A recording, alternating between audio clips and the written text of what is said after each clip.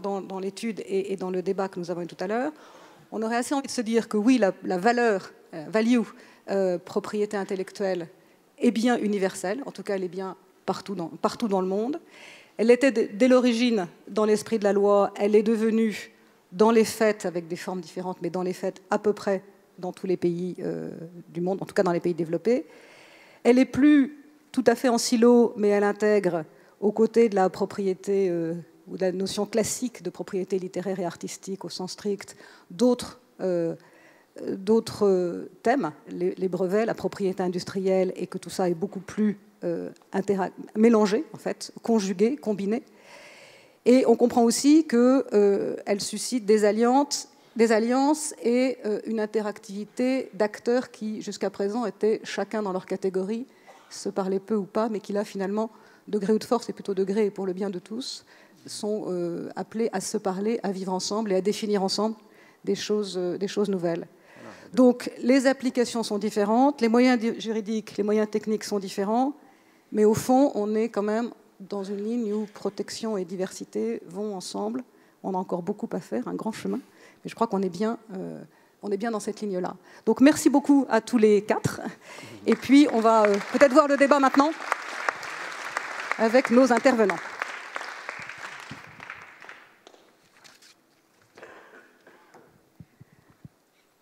Alors, j'accueillerai donc dans le débat, dans un instant, donc, nos éminents membres du panel. Neelie Kroes, vice-présidente de la Commission européenne, donc responsable pour la stratégie numérique. Victoria Espinel, responsable de la propriété intellectuelle auprès du président Obama et du gouvernement américain. Francis Guery, directeur général de l'OMPI. Elisabeth Niggemann, membre du comité des sages et directrice générale de la Bibliothèque nationale d'Allemagne. David Drummond, qui est Senior Vice President de Google et directeur des affaires juridiques. Et Fedele Confalonieri, qui est le président directeur général de Mediaset. Ce que je vous disais pour ceux qui étaient là dans mon propos introductif, on va essayer de leur demander d'apporter des propositions concrètes, de parler des engagements des différents acteurs de la société civile, des industriels, des politiques et des artistes. Quels engagements tous ces acteurs-là peuvent prendre? Comment on peut rendre effective l'application des lois sur la propriété intellectuelle? On a vu déjà plusieurs exemples d'applications différentes et même d'ailleurs de conceptions différentes de ce que doit être l'application. On va voir ce que nos panélistes proposent. On va peut-être aussi apporter des réponses aux arguments des pirates, sans peut-être penser que toute l'Amérique n'est faite que de pirates. Mais en tout cas, les pirates internautes ont toujours des nouveaux moyens, cherchent des nouveaux contenus, mais sont souvent et encore quelquefois profondément réfractaires au paiement. Est-ce qu'on peut vraiment dissocier partage et piratage, comme le président l'a fait hier dans son discours? Est-ce qu'on peut changer les habitudes? Est-ce qu'on peut faire évoluer les comportements et les mentalités? Et donc, on va démarrer tout ça. Francis Guery, je crois que c'est vous qui nous rejoignez le premier. Oui, très bien. Et puis, on appellera les uns et les autres au fur et à mesure. Est-ce que vous voulez venir ou est-ce que vous voulez, au fur et à mesure des questions, Nelly, peut-être on va peut-être 2 ou 3. Venir, si vous voulez venir...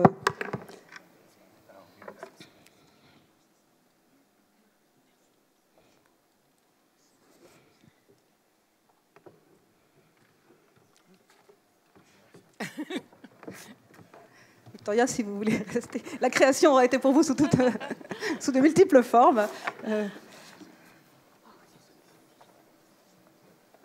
Ou est-ce que vous voulez nous rejoindre plus tard, enfin? Do you want to join us in a few minutes if you want to stay now? Fine, thank you. Feel free to do whatever is the most comfortable for you.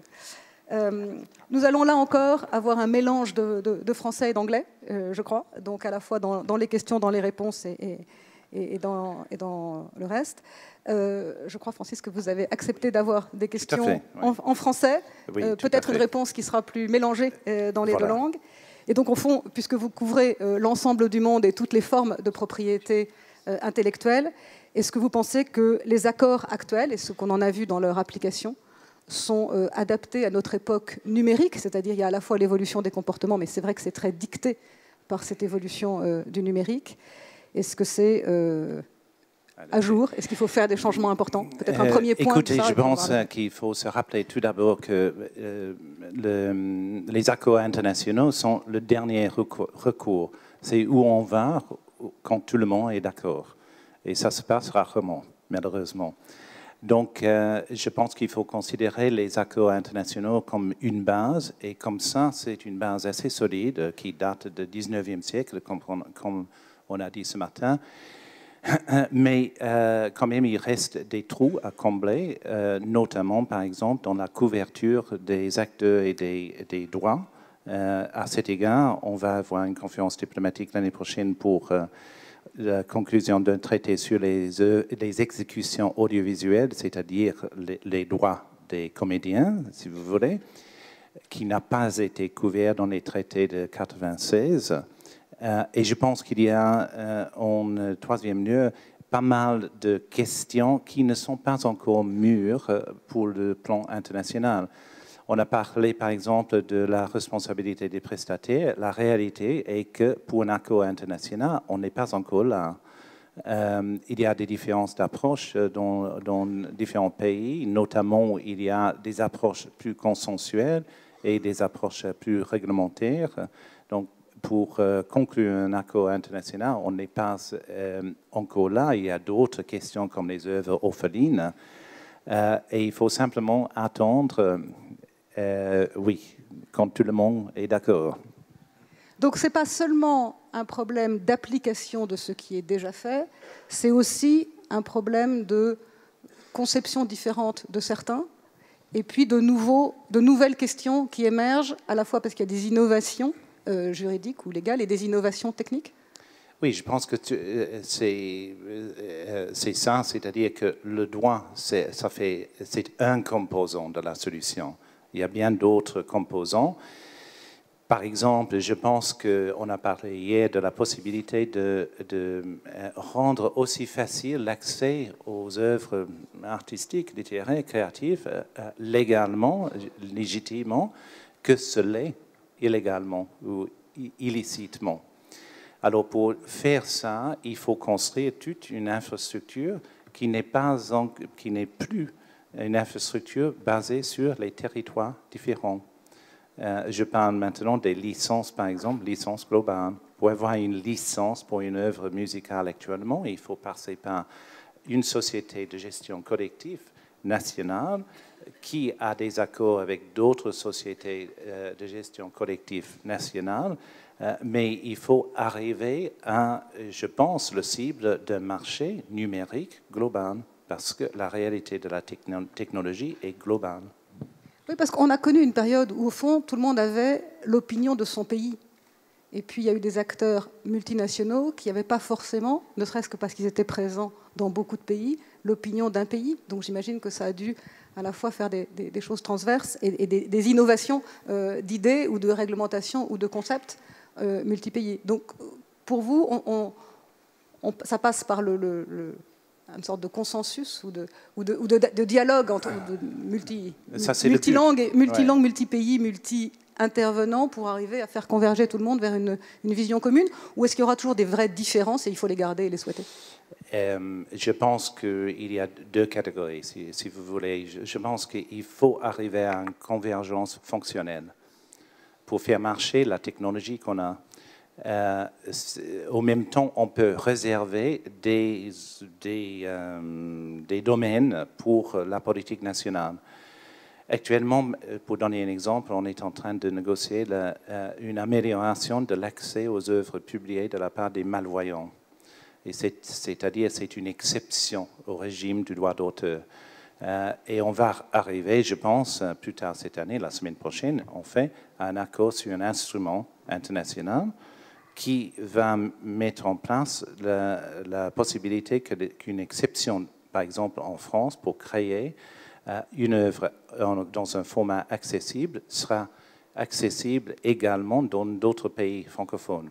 Ce qui est très important et ce qui n'est pas le cas actuellement avec le cadre juridique territorial. Je pense que c'est un exemple de quelque chose qui est nécessaire sur le plan international.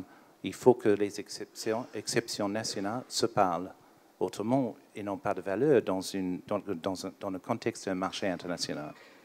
Merci beaucoup, Francis, de ce premier point. On reviendra sur les choses plus internationales, mais on va peut-être passer à un cas d'application plus nationale avec Elisabeth Niggemann. I think you are going to express yourself in English.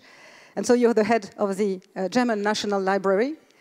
How do you feel with the current legislation? Do you feel it makes you possible for you to make all the books available to the public in the library? How you work in that current legislation? Well, if you have asked me when I entered librarianship as a professional, I would have said, yes, beautiful legislation helps me and I can do my job. Since a couple of years now, things have changed dramatically, and this is what we are all talking about, the digital revolution, and that means that people expect things to be in the internet, that they find everything via the big search engines, that they just click on the mouse and there it is, not only metadata but also the content. So seeing the role as a library, as a facilitator, as a catalyst between the users who look for the content, the information, the knowledge, and the things we've got in our stacks is that we can't really play that role any longer. Or at least not as we want to play it. So let me just give you an example from my own library. We were only founded 100 years ago. We are a legal deposit library, a pure one, so everything that came into our stacks has been given to us by the publishers, by the music industry, and only it's How many about books? 25 million. 25 million. Media. And because we only started collecting in 1912, you can imagine everything is under copyright. There are extremely few examples that are not under copyright. So what can I do? Nearly nothing because of copyright legislation, and I'm not complaining, I'm just stating that according to copyright, it's not possible. And I just want to quote no, let me just say I'm very happy because the Commission is sitting here that we have the recent recommendations on digitization and digital preservation. And yes, there are all the arguments you can find there to say we have to open up what we have as treasures in our stacks. If not, we will keep them very safe there in the stacks, I can promise you, but they will be hidden, forgotten, and not used. And I think that the treasures, our heritage has to be used and reused, and we have to build on it. And this is something that is really at risk. And how can we do? Is it a question of legislation? How can we make that used and reused? While should we enlarge the use of the rights? How can we do? Is it question legislation, financing, principles? Is it a collective license? Is it how to do with the larger use and still protecting the rights with no making more fragile? Yeah, it's a mixture of all that. So if you look at a kind of time scale going from Gutenberg onwards, then of course we need finances to digitize everything so that it's really up there in the internet. So this is about financial issues, about organizational issues, etc. And on the other hand, on the other end of the time scale, there are today's publishers and agents who publish things digitally, and they have beautiful functionality. So I think if they give their metadata into the big portals, into the big search engine, everything is there. But what we've got is this huge gap of the 20th century, and this is what we all call the black hole of the 20th century, where things are still under copyright, where things are out of distribution. Nobody really earns anything from it. So it's really this big black hole which concerns me, and I think there we could have a mixed way of dealing with it, partially by legislation, and for instance the draft directive on orphan works just gives a glimpse how you could deal with orphan works in the printed world. But this is not all. So if you start looking if a work is an orphan work, you're already doing this this surge into the legal side of it all, and it's very time-consuming, very frustrating, very expensive, and I think we need licenses that are collective licenses where big players can grant the license, and that there is a fee going to the creators some way or another. And I think we need solutions that are a mixture of legislation that backs these licenses, but also licenses that are worked on by the stakeholders that come to a kind of compromise, a solution that really helps everybody to gain something out of these things that are out of distribution, out of commerce. We've seen that there is many debates about how to protect the future, and I think you say that for yourself, it's not the main issue. The main issue is the black hole. Yeah. Is on that black hole of the 20th century, any common view of the different countries? Is apart from the diverse opinion on what should or should not be on the principles, is on that very real question, and which is probably true in many European countries as a problem or as an asset, and maybe in America as well. Do you think there is a common view of it is a black hole and we have to deal with it, and with common answers among the different countries or among the different actors? Or is it on that topic as well completely different from one country to the other or one actor to the other? I would like to believe that it's a common view.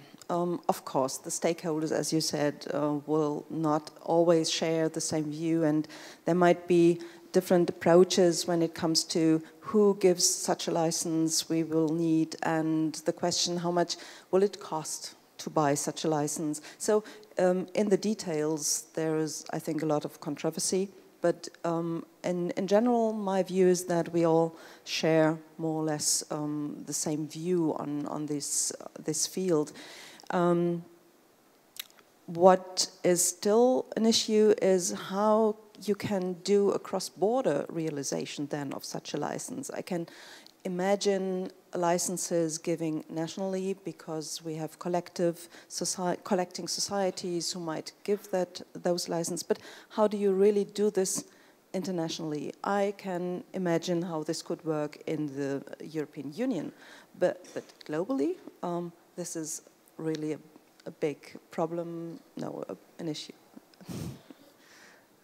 We will come back as well on all those protects, but on that precise topic, David Drummond, you're in the legal side of that senior VP of Google. So is it a common view on that, and maybe on something else?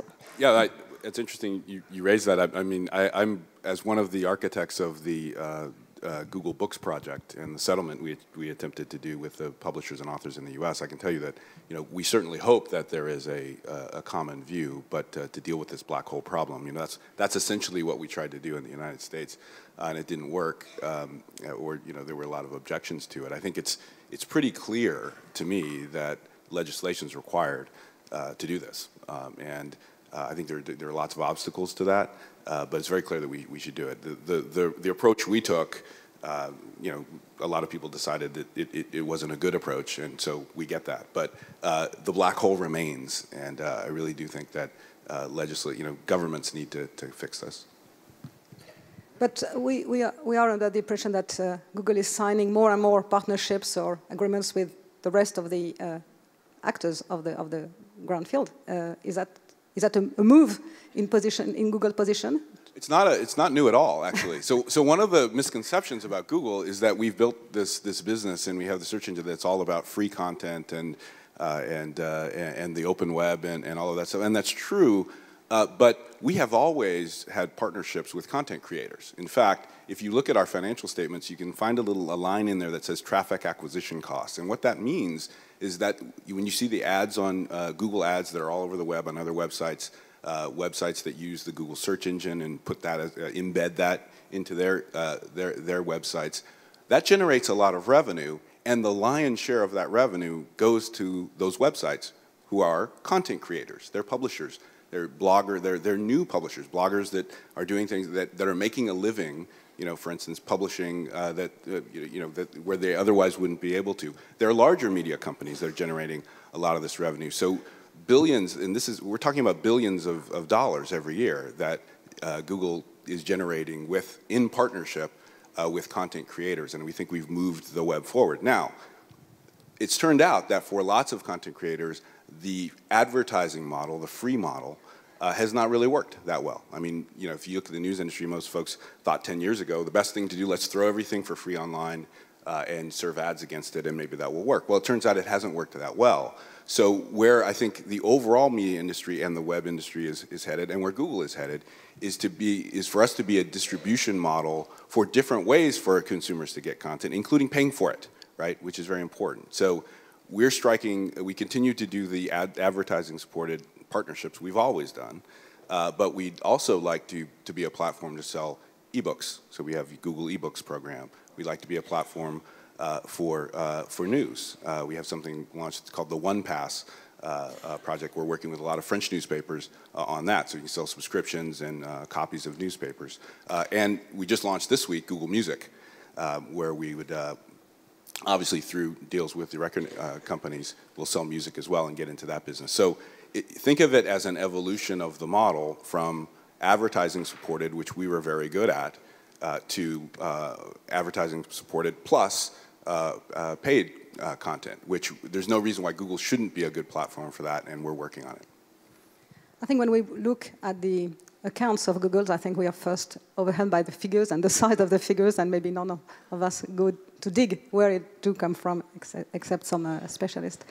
We've all heard the French president yesterday. We had a table ronde yesterday about the intellectual property and the droit d'auteur, and how it goes with the index. And the common impression was that Google is taking a large stake of the droit d'auteur and publishing very much things, but that do not publish and is keeping his droit d'auteur or his intellectual property on his side. Is that your understanding, that Google for himself and what is the owner of as a droit d'auteur or as intellectual property is different from the contents of the others? Sorry, I'm not sure I'm quite understanding. The president said Google is very wide about using the droit d'auteur of the artist and very protective of his own way things. Do you have a reaction on that point, considering what he said yesterday and what the table ronde yesterday afternoon was about? I think I'm not sure I exactly understand it, but I think that we are certainly interested in we're an indexer and we crawl the web, right? So when people put information freely on the web, then we help people find it. If people don't want it on the web, we don't find it.